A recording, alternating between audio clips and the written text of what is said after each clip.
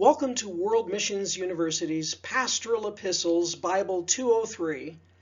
This is the lesson on the question, what is a bishop? By the time you finish with this class, you will name and explain the requirements for an overseer or bishop. The term bishop first appears in the King James translation of 1 Timothy, but is an often misunderstood word. First, it is described as an office in 1 Timothy 3:1, much like the offices or spiritual gifts that we find in Ephesians. Second, most modern translations see it as an antiquated word and use the word overseer instead. At the time the King James was written, this word was accurately translated, but word meanings can change over more than 400 years. Thirdly, we're going to see that it is used almost synonymously with other Greek words describing positions in the church that are often translated differently. Let's look at each of these words, as well as their characteristics, offices, and duties within the church. The first is the Greek word poimen. It is used 18 times, but translated only once as pastor in Ephesians 4:11. Every other time, it is translated as shepherd, either as a literal keeper of sheep, as in the shepherds who visited the baby Jesus, or symbolically, as a keeper of Jesus' sheep or Christians. The second is episkopos. We see this word twice in 1 Timothy and once in Titus. Each time it is translated in the King James as bishop and as overseer in most modern translations. The third is presbyteros. For the purpose of this study, it occurs 5 times in 1 Timothy and Titus, and each time is translated as elder. The last is diakonos. It is translated 4 times as the word deacon, only in 1 Timothy and once in Philippians. All other times, it is translated as minister or servant.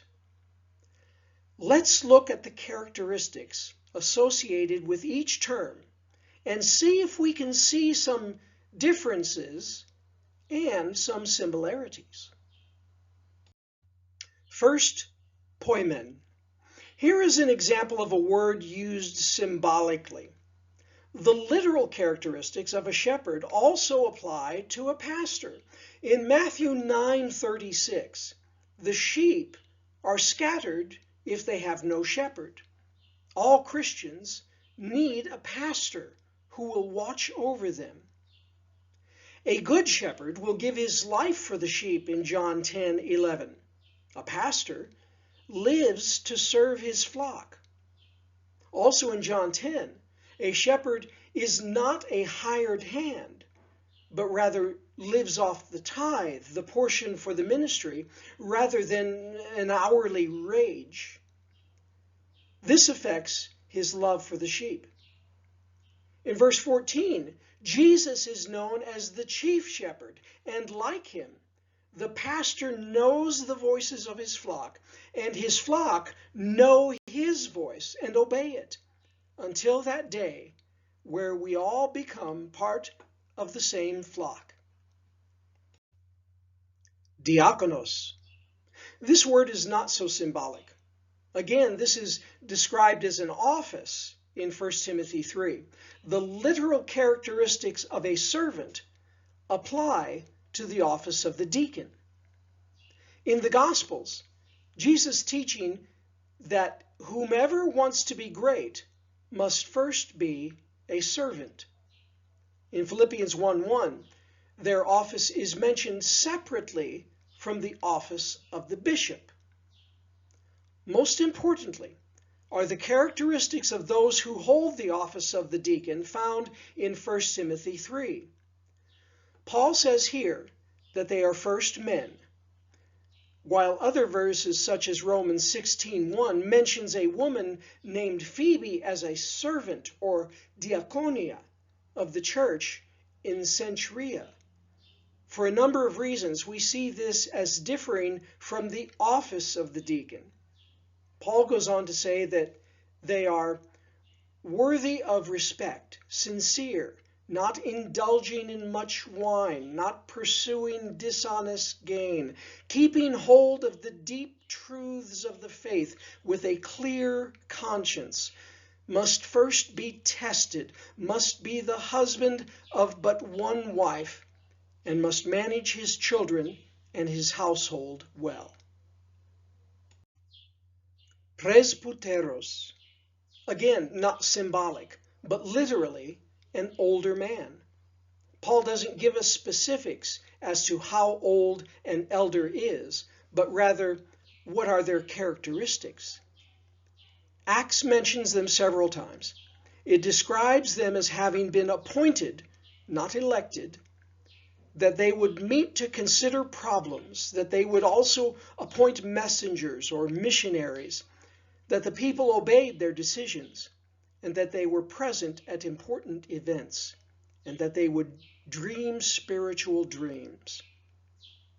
1 Timothy 5 sees them directing the affairs of the church, that they are worthy of double honor, that we should not rebuke one harshly, but rather exhort them, and that we are not to entertain an accusation against one unless brought by 2 or 3 witnesses. James mentions how they are called upon to pray over and anoint the sick with oil in the name of the Lord.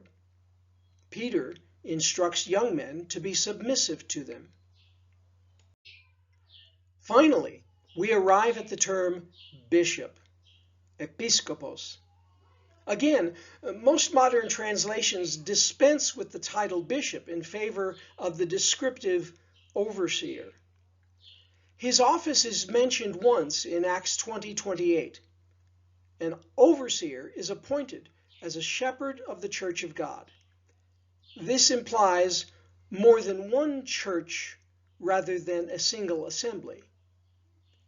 The most information about the characteristics of the overseer is in 1 Timothy 3 and Titus 1, where we find 2 similar lists.